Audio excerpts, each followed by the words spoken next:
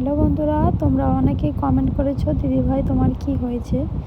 তো তোমরা যারা প্রতিনিয়ত ভিডিও দেখো আমার, তোমরা তো জানোই যে আমার পিঠে একটা টিউমার ছিল।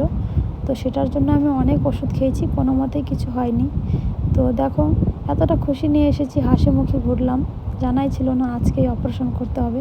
তো ডাক্তারে বললো যে কোনো রোগী ছোট হোক বা বড় হোক সেটাকে না রাখাই ভালো। তো আজকেই আমাকে অপারেশন করতে বলে। তো তার জন্য কয়েকটা রিপোর্ট করাতে দিয়েছি, সেটা করতে অনেকটা সময় লেগে যায়, গোটা দিন।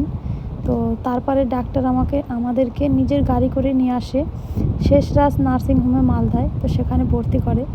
আর দেখো, এখানে একটু ভয় লাগছিলো, কি বলবো। অপারেশন ছোট হোক বা বড় হোক, ভয়ের তো একটু কারণ থাকেই। তো দেখো, অপারেশন করার পরে বাড়ি ফিরতে কোনো গাড়ি পাচ্ছিলাম না। তারপরে আমরা এই গাড়িটা রিজার্ভ করি বাড়িতে আসার জন্য।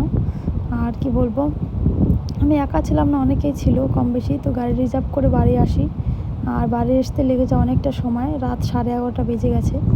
আর এই যে দেখো, ঘাটটা সোজা করতে পারছি না, কি বলবো, তোমরা দেখলেই বুঝতে পারবে। তো সবাই ভালো